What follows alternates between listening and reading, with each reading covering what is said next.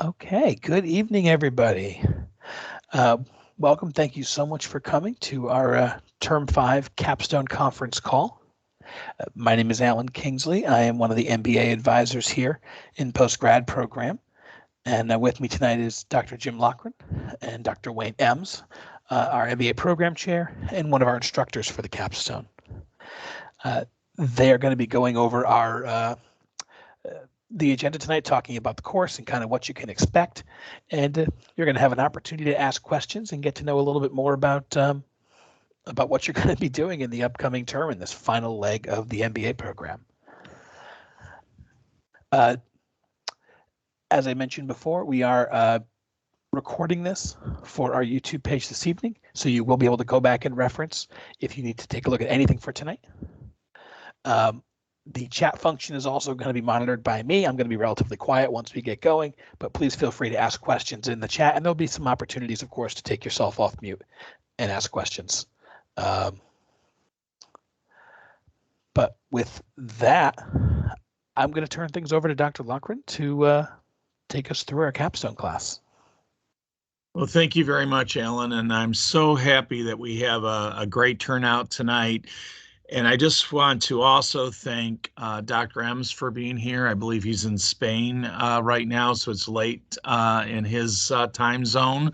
But Dr. Ems and I have worked together for a very long time, and we've worked with this simulation and the course for quite a while as well. So I'm really pleased to have him as an instructor because he's very knowledgeable about the simulation and the course in general. So I really appreciate all of you getting to this point in your education. You should be proud of yourselves. I know it's hard to think about that as you're getting to the end. You're thinking like, oh, I just got to get through this next class. But I just want you to take a moment as we start tonight to reflect on what you've given up to be here, how you have changed, and also thinking about how special you are in a sense that not many people earn a graduate education. Actually, statistically in the United States, we're looking somewhere, depending which state you live in, 8 to 10% of the U.S. population. An undergraduate education is about 40%. So you're going from 40% of the population to to 8 to 10%. So that's something to be proud of, and it's something that doesn't come easy. And I just have nothing but respect for you guys getting to this point. So I hope you know that. If you're crazy like Dr. Ems and I, that you want to go on for your doctorate, which I encourage you to do, if that's in your dreams, you'll be in the 1% of the population. So I just want you to think about being a lifelong learner. And as you get through this class, we designed this course to really be able to apply what you've learned in the program. It is set up very differently than any of the other courses, and it's not meant to throw a curveball to you. It's actually meant to allow you to use your creativity, to utilize different resources that we're going to have in this course. We don't have traditional discussion boards like you may have had in other courses. This is not a project-based learning class, although there are team activities in it. But it's really positioned around 3 major activities. And those activities would be working in a virtual team, and you're going to be working in a virtual team to focus on a simulation. So the simulation means that you'll be running a simulated company. So it's not an actual company, but you're going to be selling sensors in this kind of virtual world, and you're going to be making business decisions as you would if you're running your own organization. And we started out in teams, which really helps in the learning aspect of this. You will have an opportunity to do the simulation as an individual later on in the course, but as we begin it, you'll have time to learn the simulation. You'll have time to do a couple practice rounds to get your feet wet, so to speak. There's a guide that you will get with the simulation to learn, and we give you an opportunity to do that. But we know there's a lot to learn in the beginning. But what you're going to do as you're going through this simulation is make important business decisions. And those business decisions would be what you would do if you're running an organization. And so you'll be making decisions based on marketing, how much you're going to sell your products for. You're going to be making decisions on how much you're going to produce. And that's an extremely important decision, not only in a simulation, but also in the real world. And then you're going to be making decisions on overtime and second shift and plant capacity, a lot of production decisions, HR decisions, and so on. And so you're going to be making these decisions in the first several weeks of the course as a team. And so you'll have different roles in this. And so in the beginning of the course, we have what we put together as kind of a contract of what are the different roles that you are going to do. Many times we recommend that you do multiple different roles, so you learn the different parts of the simulation. Will help you more to be more effective as you go into the individual portion. But really, we want you to understand how important it is to communicate with each other as you're making decisions. Every once in a while, Dr. Ems and I will get teams where all the group members, although they're working on a team, they make all their decisions in isolation. And just like in a real business, if you're making decisions in silos, those decisions are not really well thought out. You don't know how they're affecting others. Dr. Ems and I both get emails from our students from time to time. It'll say, "Hey, I followed all the production recommendations and I have all this product left. There must be something wrong with the simulation." What they didn't consider is the marketing aspect. You still have to sell it for the right price.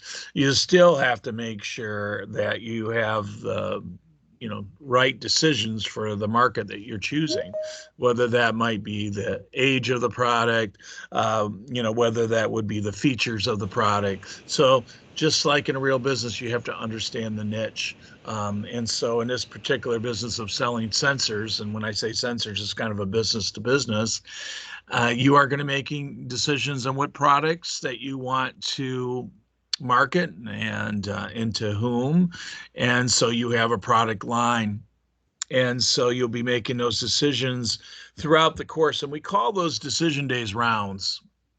And so you'll see dates, and it'll start out with practice rounds, a couple practice rounds, and then you'll have your what we call competition rounds that'll happen later in the course. And you'll know all those dates ahead of time, and you'll be able to work as a team on how you're going to make those decisions to make sure that all the key decisions are made in time to submit those before the due date. And then after each round, whether it's the practice or the competition, you get multiple reports that you get to examine.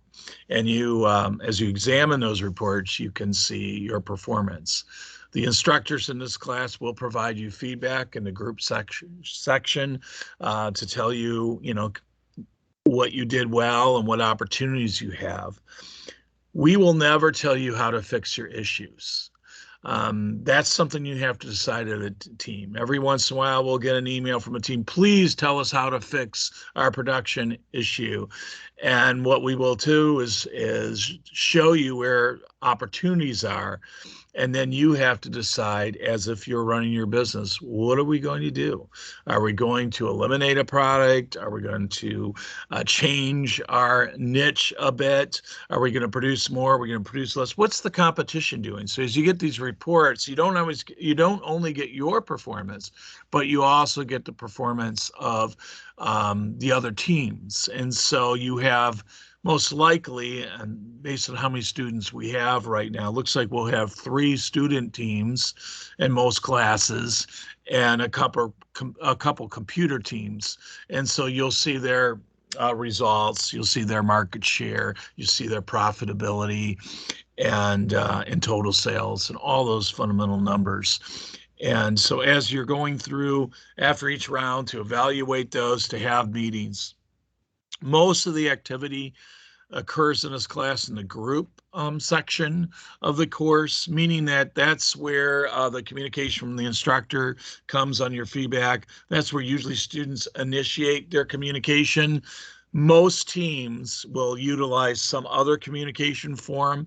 You can certainly use Blackboard Collaborate, but we know that students also use their personal accounts for Zoom or Teams or apps on their phones and so on to communicate back and forth. We don't care so much about what type of communication. We care that you are communicating and that all team members are engaged and that they are involved in these decisions. As soon as I mentioned virtual teams, I'm sure some of you gasped and like, oh no, I don't want to go back to Business 515 and that nightmare I had or whatever course it was. I will say in this particular course, and I speak from a lot of experience with it, and I think Dr. Ems would agree with me. We don't have many team issues, and I can't say that for all classes, but I can say it in this course, and I think there's a couple reasons for that. Number one is we do very detailed peer reviews, and so you get to evaluate your peers, and if they're not engaged, they lose points, and that can be significant. The number one reason that somebody does not pass this course, and we don't have many that don't pass, but almost always it's poor peer reviews. So that really motivates students, but probably even more importantly to that, students are at the end of the program, just like you. They're dreaming on getting through this program, getting that degree, walking down the aisle, whatever that looks like to them. And so they're as motivated as you are to finish. This is the last class for students, and so they're in the same situation you are. Occasionally, we have students that have something personal in their life, and they may start the course and drop, but we don't have that very often. And so I think you can feel confident that overall you'll have a solid team, and there is consequences for the student, and they know it comes at a big price, and usually it's because it's something really awful or time consuming or something in their life that's affecting their decisions. But we, Dr. Ems and I, both have had very successful teams, even when there's one student that's not fully engaged, and team can still be very successful with it. So we do randomly select teams for the most part, although I do know the instructors do look at the concentrations of the students the best they can to see if we have a nice balance. So if we have some entrepreneur concentrations, HR concentrations, and leadership and so on, we try to balance that. And so that people who have different backgrounds tends to make really better decisions. Sometimes we're not able to do that because there's a lot of concentrations amongst certain group, teams. But for the most part, we're able to do a pretty good job of that. So we do pay attention to that. But for the most part, it is random. And as I said, we do expect all to participate, and you get to rate each team members twice, and I think that has quite the impact on the overall engagement in the class. And so the simulation, although it does take some time to learn, and yes, just like running a business, there's a lot to consider, it really is applying what you've learned in the program. And maybe you're not an expert on production, and maybe you're not an expert on marketing, but doggone it, if you're running a business, you are going to have appreciation. A few terms ago, I recall getting an email from a student that was in human resources. We do have a human resource concentration now, but I think at the time she was in leadership, but she worked in human resources.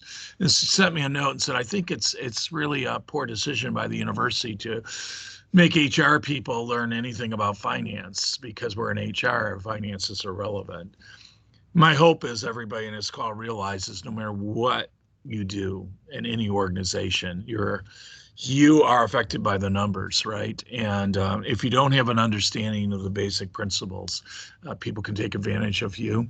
And also, the budget is so important to what you're doing as HR or any position. You do need to have an understanding of that. So I just want you to understand that maybe you will never be doing production decisions. You'll be affected by those decisions. And when there's poor financial performance, all departments are affected by that. And sometimes HR is the most affected by that because employees are usually the most expensive part of many organizations. So who's first to be cut? I appreciate if we can mute everybody. Okay, and so as you're going along, I always want you to think about that even though this may not be what you envision in your future, the longer and you're in your career, the more likely you're to advance to positions where some of these departments may report to you, you're going to oversee, or you're going to be directly or indirectly affected by the performance. And so as you're running these decisions, and I said there's different rounds, I want you to consider a couple things with this. Number one, I said there's multiple reports, so utilize those reports. And one of the most important reports, although there are many, I'll say the Courier, the Capstone Courier report has so much data on it that will give you your profitability. That's the first one Dr. Ems and I look at as soon as the rounds are done. We probably look at other ones, but that one just gives us a really nice comprehensive view of the performance of each organization. You get to see the other teams as well. So you can see their profitability. You can see how much product they have left. You can get an idea of their strategy. And this course is really about applying strategy. And you have multiple courses, as I mentioned, that are applied in this class. But if I had one that I think is the most applied in this course, is Business 525. And that may have been a while ago for you guys, but that's the strategy course. And the strategy course is obviously you're going to think about what your overall strategy, not only in the simulation, but as we get into the Capstone project, which I'm going to talk about in a moment, strategy is so important in that and what your overall strategy is. And we're going to talk about goals and smart objectives. But with the simulation, never forget what you are trying to accomplish. What are you trying to be? Are you trying to be a low-cost provider? Are you trying to differentiate? What markets do you want to be in? And the old adage, if you try to please everybody, you please no one, I think is very true. And so a lot of students go into teams like, oh, we're just going to do everything, blah, blah, blah. And you're going to realize you have limited resources, and that usually affects your overall performance. And so as you go through these different rounds, you're going to be able to see your performance, and you'll get feedback on your performance, on what your strengths are, and some things that you can improve. And then you as a team can make those decisions. As I said, the instructor will not tell you what is the best decision, but maybe just give you feedback on what things to consider, what your opportunities are, so you can focus on it. Also, we find in the first week or two, students trying to navigate the simulation can be a bit stressful. And sometimes we get emails, late at night saying we're stuck. We don't know. We need an immediate answer. I have no idea how to navigate this, and so on. What we ask you to do, if you're having a hard time navigating the simulation, we have a phone number available from Capstone that you'll see under the question area in the simulation. And most professors provide the number as well. And they're open 9 to 9 Eastern time, that you can contact them. And then on weekend, when I say 9 to 9, it's Monday through Friday. But on weekends, I find them to be extremely responsive to emails. And so you can, if you're just not sure about something, especially among the navigation of the simulation, you can even call them on your results. Even though they're not going to tell you how to fix it, they will explain the number to you. And so if you're not sure of it. But for the most part, we want you to discuss it amongst the team.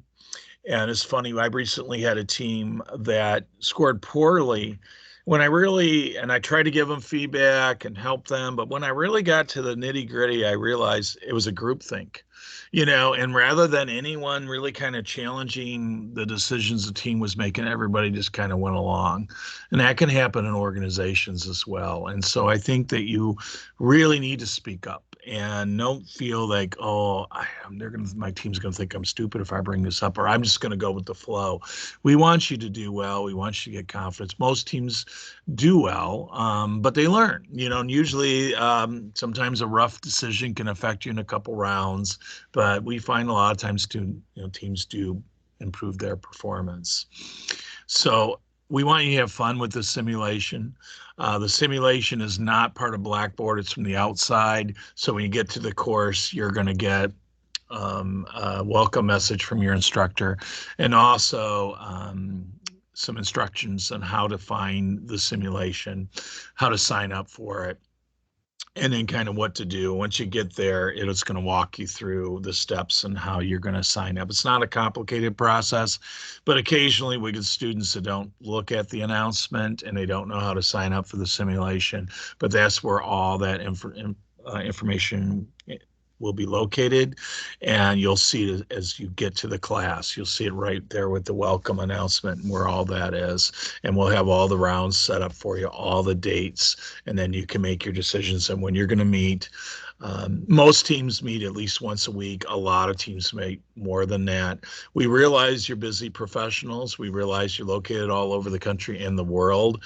And so you have to think about what is the best time, and maybe you decide on a weekend, but it's totally up to you. But you have to think about the rounds. As I said, we don't care about the type of communication. We care that you are communicating. And so teams that don't communicate tend not to do very well.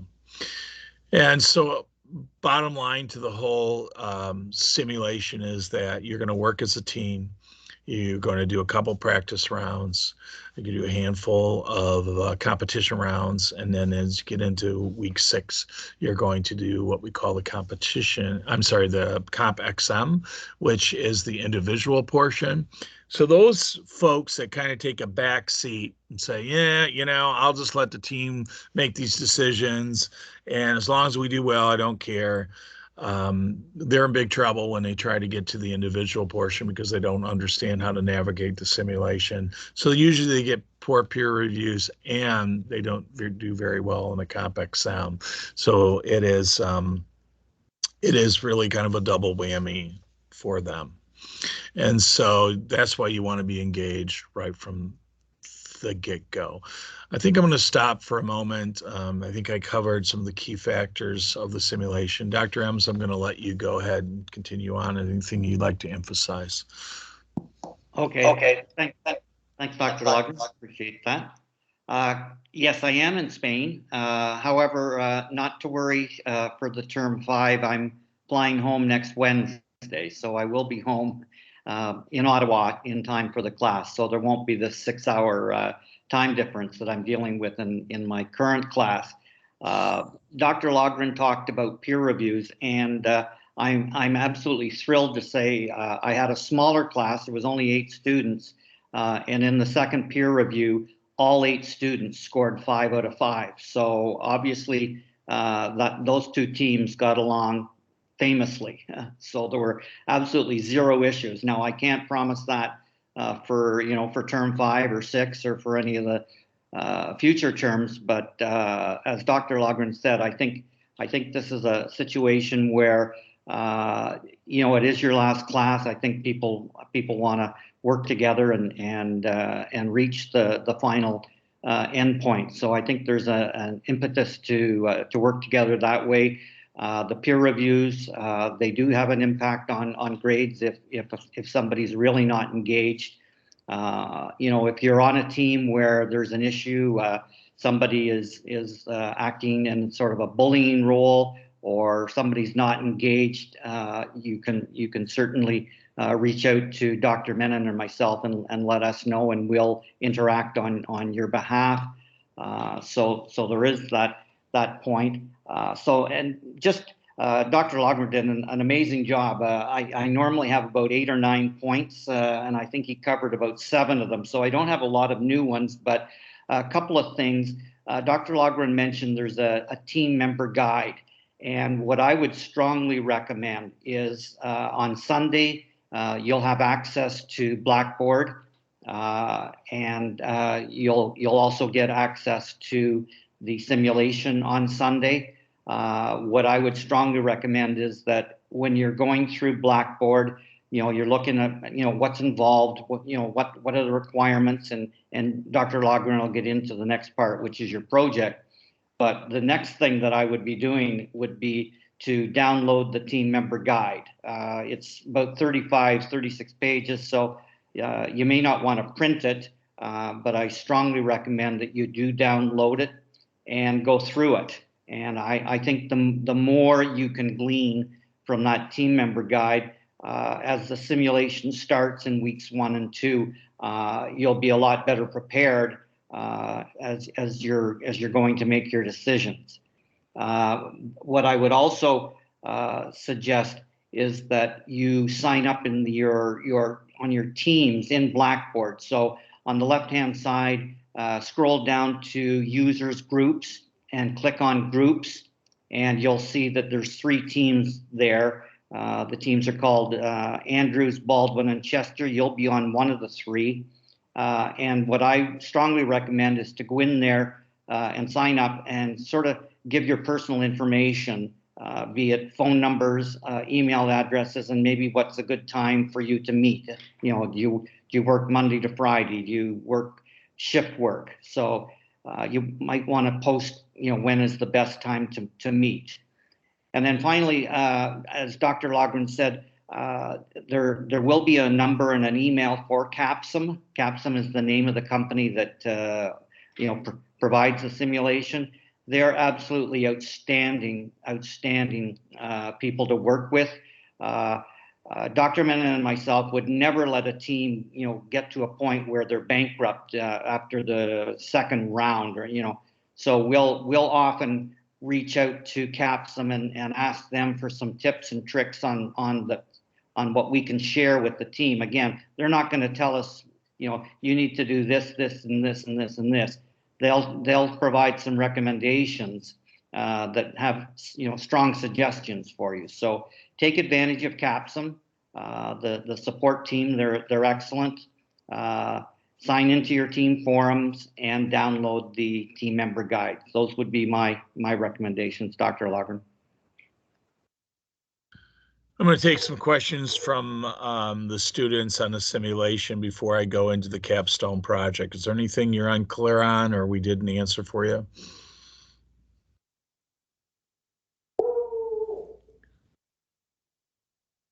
We want you to have fun and learn at the same point. I think most students know, even with the course, not only the simulation, but the course, and I think Alan would back me up on this, and Dr. M said, I think most students appreciate this course. This is not a course that we get negative reviews on. We don't get a lot of failures on.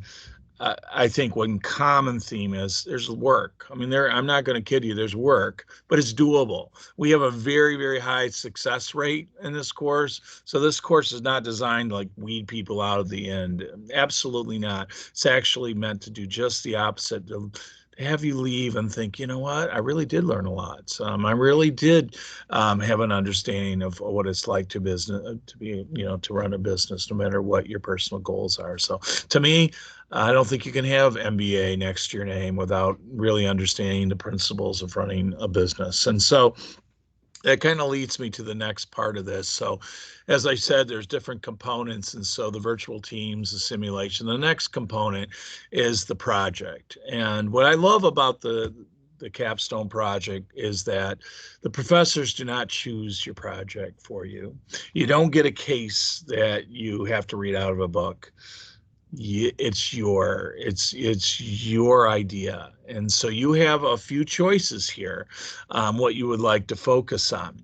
And so we'd like you to take a you can go to a couple different approaches. And number one, the most common, is a business proposal. And what that means is that you have an idea to improve, to enhance, to take advantage of something, to help an organization. Most students choose their own organization, but we don't require that, because some of you may be leaving your job, maybe just starting, a job, don't like your job, whatever the particular case is. It's not a requirement, but I would say in my experience is at least 80% of our students choose their own organization.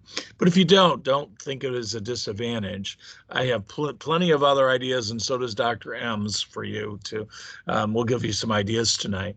But the idea of the proposal is to take something that that you've learned in the program that you could apply to your organization that will make a difference in some way. And that could be improvements in productivity. It could be one of the biggest concerns of most organizations today is retention of employees. So it could be some focus on that and some idea that you have to improve retention. It could be employee engagement. We get a lot of that as well. It could be a new process that you learn. We have a lot of project management student concentrations. So, we do look at some way that you can apply your concentration. So the first decision you have to make is, what is this idea you have? And the very first thing I want you to think of is, what's your passion? What really do you care about? And I'm sure there's a lot of things, but in your own organization, and particularly as you went through this program, like, man, I just wanted an opportunity to apply that. I just want a chance to take that concept and bring it to life in my organization. This is an opportunity for you to put something together. And so you're going to develop a strategy around it. And as I mentioned earlier, Business 525 is a really important portion of this course, meaning that you'll develop some goals, which are the big picture, and you'll also develop some SMART objectives, which are kind of the tactics of how you're going to do it. So not only what you're going to accomplish, but what are those little milestones along the way as you go through this. And so we want to make sure you have passion. We also want to make sure that you can apply your concentration of some sort. So if you're a project management concentration, then you need to make sure that this is a project of some sort, that you're going to be able to apply some of those principles, some of those tools, some of those instruments that you've learned in project management.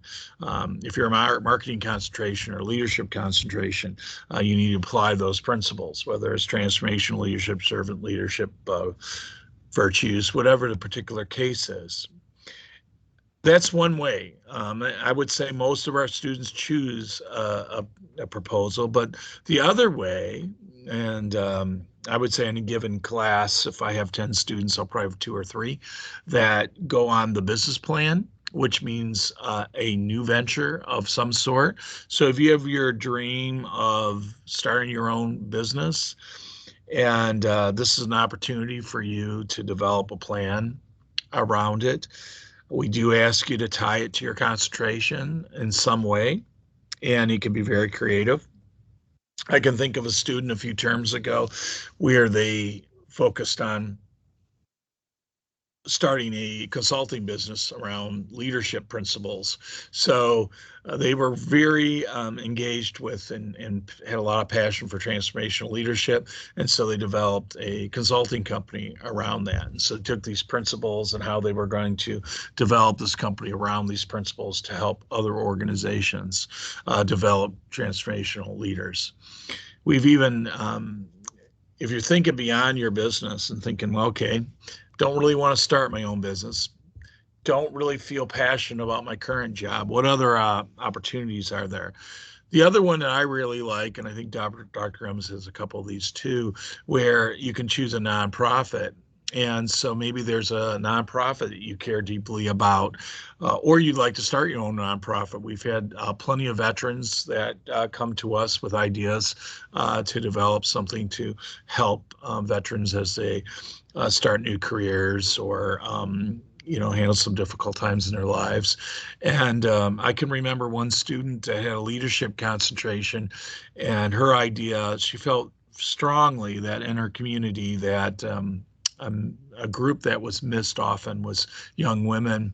I think she picked an age of 17 to 22, and felt that she wanted to help them with their leadership skills and give them self-confidence. And she developed a nonprofit in that community, and work with actually local politicians and church leaders and so on, and proposed this and actually started this organization to develop leadership skills in women. So use your creativity. If you have a concentration and think like, I don't know how to apply it to my job, there's so many other things that you can do, especially as you think about the nonprofit, or maybe helping out, something in your community or something you're involved in now, and taking some of these principles. So please don't limit yourself. We like creative ideas when you come to us, and give you an opportunity to really focus on something you care deeply about. And Dr. Ems and I and Dr. Menon, we know as soon as we talk to you and we have any interaction with you, we can tell the passion. Every once in a while, I'll get a student email me and say, can you pick a topic for me? We will never do that. We also get students to say to us that, I don't understand a topic, so will you just help me, lead me in the right direction? We will certainly help you in terms of getting you narrowed, because sometimes your scope can be too wide, and I know most of our professors like to talk to you early about your project, and our very first assignment is just asking you about your topic so we understand it and getting that scope right.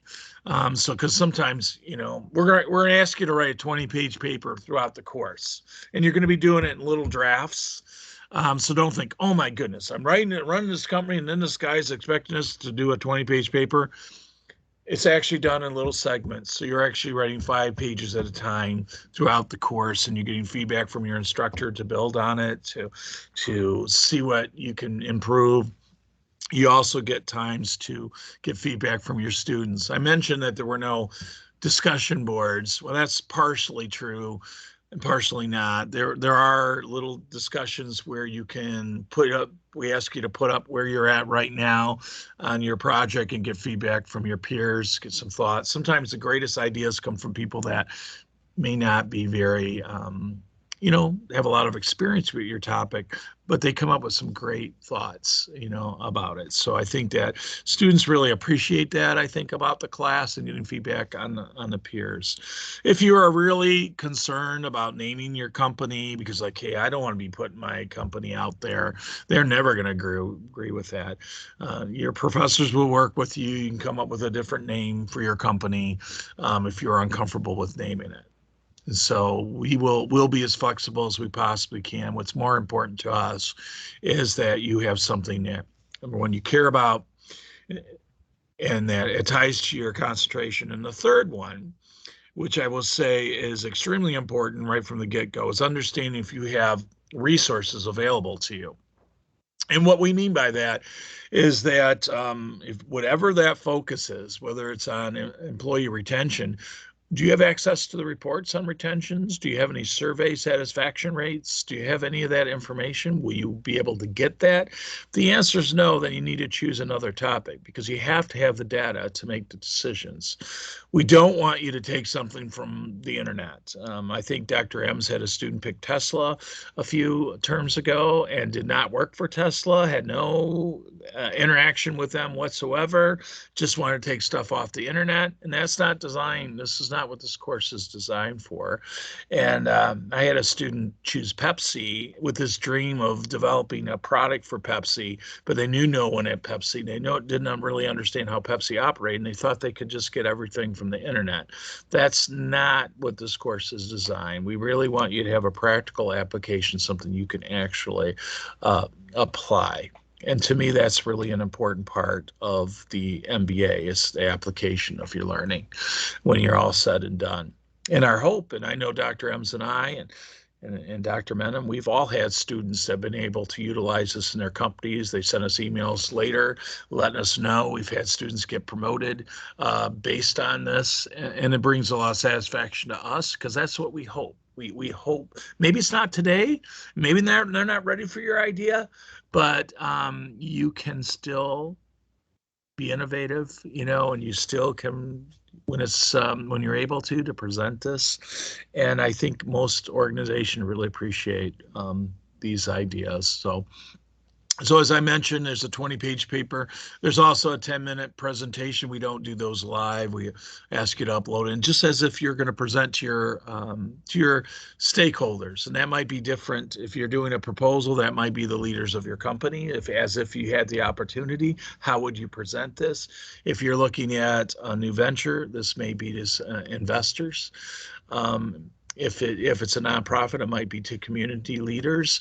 And so you're going to develop this presentation as if you are presenting to them, not to us as your professor, but as if you are presenting to them. And we certainly hope you have the opportunity to do that at some point.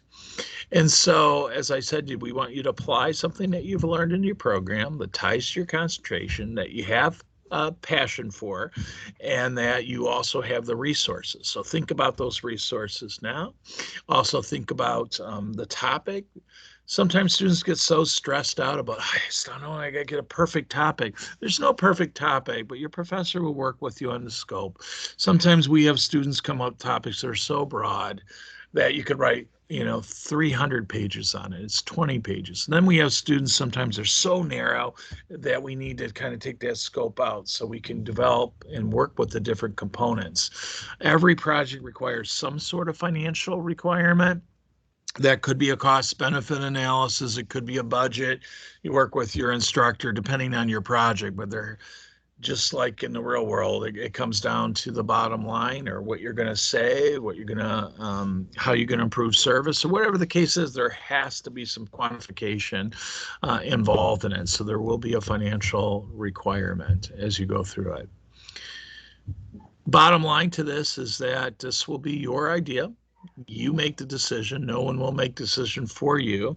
But I think you should reflect here in the next day or so on something that you really enjoyed, that you are passionate, that you learned in this program, that you could apply in some way, or as you start your own business, these concepts that you can bring into this new venture. And we've had everything from microbreweries to coffee shops, to all kinds of different kinds of businesses over the years. And so we're open to those things.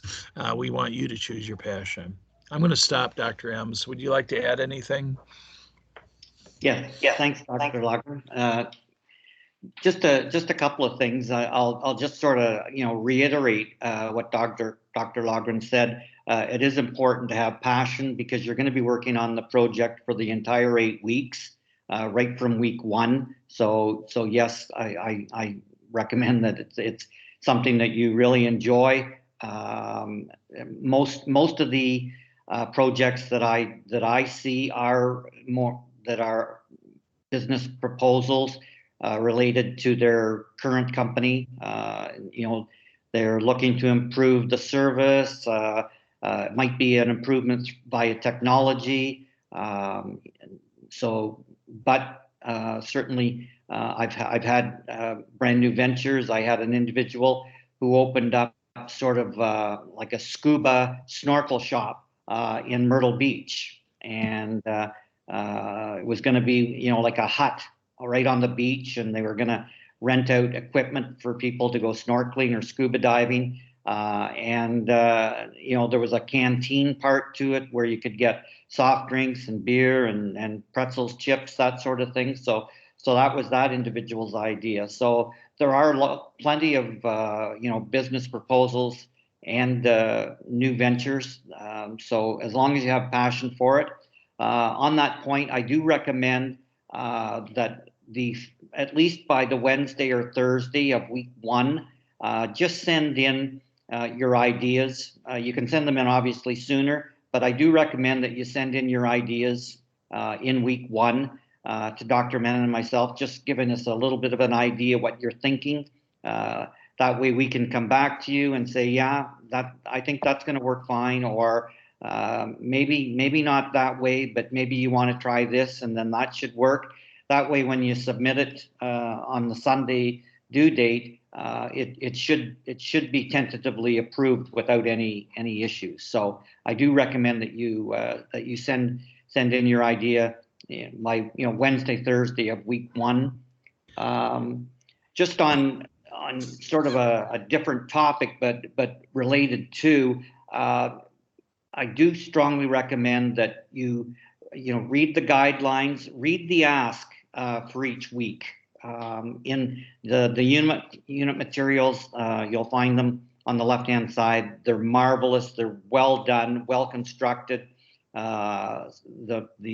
The ask of the assignments is very clear, so read them. And then also there's rubrics for each and every week. So sometimes I can tell when I get a project for the week that either they didn't understand the ask or the rubric, or they probably may not have read it fully. So that, and then the last thing that I would probably say is when you submit your assignments each week and we provide feedback, have a look at the feedback. I think sometimes what happens is a student looks at the grade and they go, oh, wow, I got 92. I would have been happy with 85, but I got 92. And then they don't read the feedback. And what happens is they submit the following week, because it's always a build, right? As Dr. Logren said, you're working in baby steps. You're doing 3, 4, 5 pages a week. And what happens is the feedback wasn't read, and the same issues or mistakes, grammar errors, whatever it might be, they're there the following week because the feedback wasn't fully read, or I'm not sure if it wasn't comprehended, but more than likely it wasn't read. The person was just thrilled to get what in their mind was a really good grade. So those are just some of the things that I would recommend for as far as it relates to the project part. Thank you, Dr. M. So I'm going to open up to any student questions around the project itself. William Evans here. I just wanted to hear again about the 10-minute presentation. So the presentation is done at the end of the course. It's going to be based on your project. It is not live. It's uploaded. And as I said, you're going to present as if you are presenting to your stakeholders, and that will be different depending on your project. So it may be business leaders of your organization. It may be investors, maybe the community. And so you're going to tailor it to that, and you're going to present your entire project. What was the problem that you were focused on? What are some of the big goals and so on? You'll see a rubric for that. We want you to present in a very professional way and as if you're presenting to the leaders, whatever they might look like. Did that answer your question? Yes, sir. Yes, it did. Thank you. Any other questions? Hi, this is Lauren Diaz. I was wondering if you were to create your own business plan, and you mentioned some things that sort of sparked some creativity for me, but obviously that information isn't going to be had, right? So that information, some of it is going to be pulled based off of maybe similar companies or something like that. So that's expected. Absolutely. And that's exactly what we want. And I will tell you, a lot of our folks that have done this use associations for that. So if you, for example, I recall a student that wanted to open a karate studio. And so they worked with different associations of a National Karate Association and so on, and found out a lot of information related to starting your own business with that and what was needed. But also they decided to reach out to another karate owner in a non-competing community. Reached out and was able to get information that way. And so you do have to be a bit creative when you're looking at it, but I will say you can find things in journals as well, because depending on what business you're in, most of these businesses will have some sort of journal that comes out, whatever it is. Even the microbrew industry has that. And so you can find information on that as well. But I do think, and we often try to stress that although we do not require you to have a mentor. Finding somebody, whether you're looking at a proposal, somebody in your company that can kind of guide you, maybe somebody at a much higher position you have right now can guide you, can be very helpful. We don't require it, but it can be very helpful. And then also in the business side is if you have somebody in a non-competing city, you can reach out. Most time you're going to find openness to that. Now, if they're a couple cities away, they may not be, but I can recall several students that reached out to other states and found a business and express it. And most people want to share, especially if you know they've been successful and I think that has been a good experience for them to meet somebody in the industry. I hope that helps you. Yes, it did. Thank you. The last two components I wanted to mention are requirements of the MBA, and one of them is a national exam. And I know when I mention exam, I'm like, oh my goodness, on top of everything, this guy's going to require exam. We don't grade you on this exam. Which, like, well, how can you have an exam and you're not actually grading? We want you to complete it. We want you to take it seriously, but we utilize it for our own data.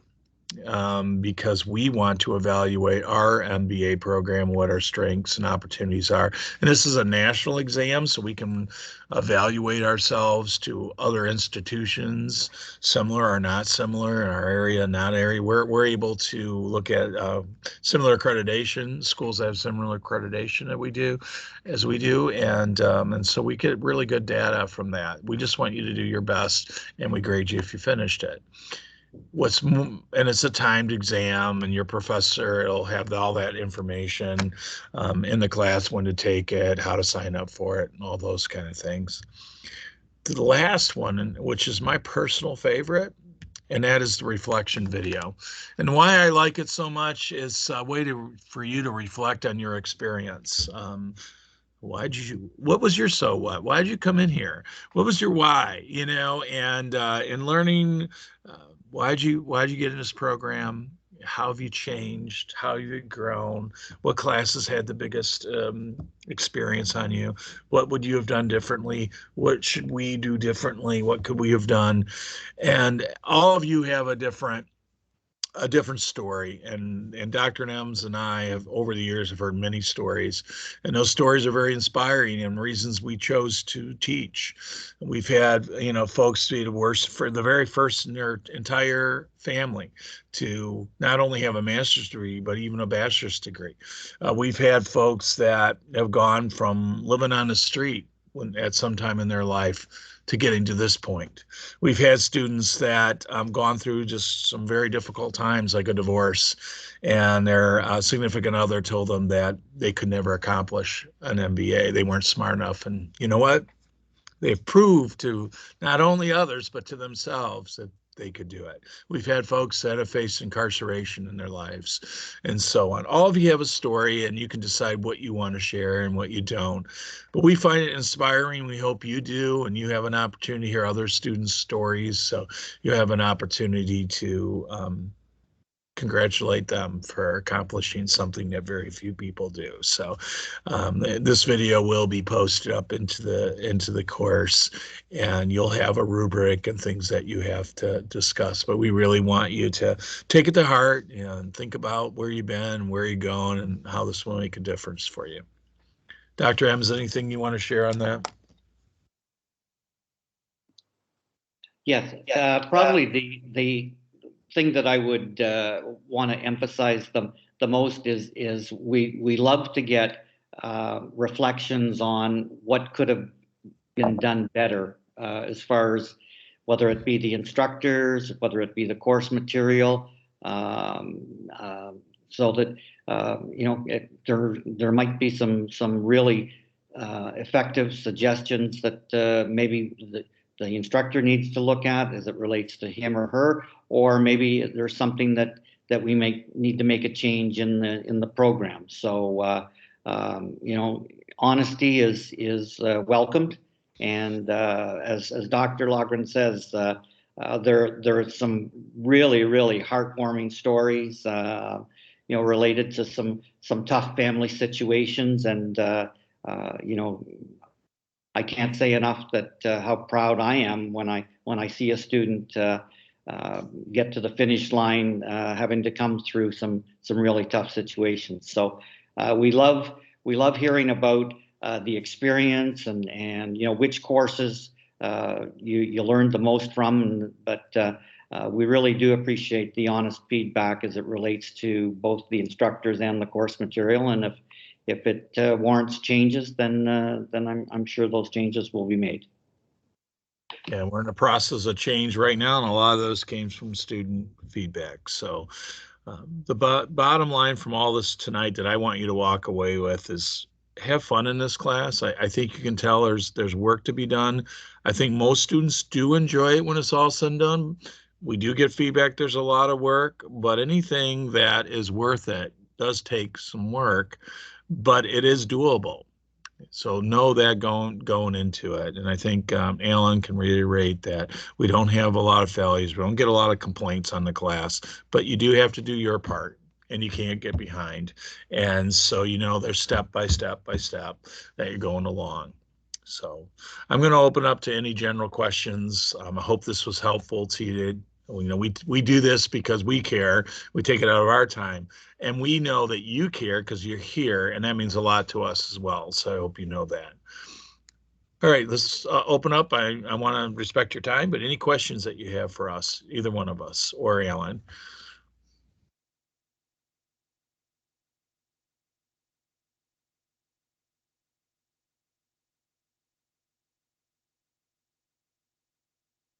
So either we did a really good job or we totally overwhelmed you and now you need to go to therapy and you're freaked out and you need to go scuba. When you mentioned scuba, I kept thinking, we're getting 8 inches of snow coming up. That sounds like a really good idea to me right now, going scuba diving in Cantina or whatever. Sounds really nice, but it's not going to happen anytime soon for me. I want you to just take this one step at a time. I always like students to say, you don't eat. If I told you had to eat an elephant, you can only do that one bite at a time.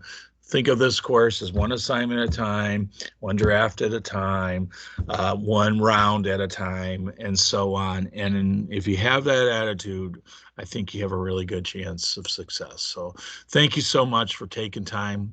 It shows that you're engaged and you care. So thank you.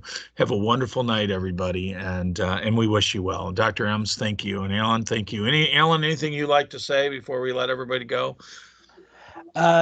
No, nothing to add, really. You guys did a wonderful job talking about everything. And, if you ever do have questions or concerns, or there are things that, that you want to bounce off of Emily or myself, we're here for that. If you need to scream and yell at somebody, we're good for that too. And this is, like they said, a very doable course. There's a lot of work. It's going to take the time management skills that you've developed over the rest of the program. Just this stuff. You're good enough to get here, which means you're good enough to get through this.